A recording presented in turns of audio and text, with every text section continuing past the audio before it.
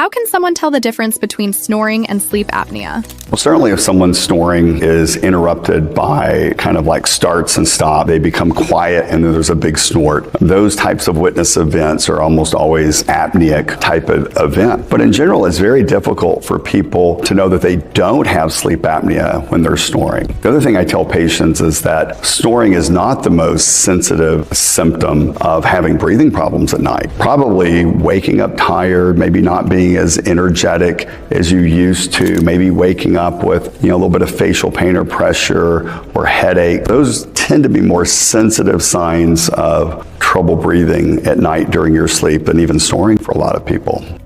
Sinusitis. We know how to treat it.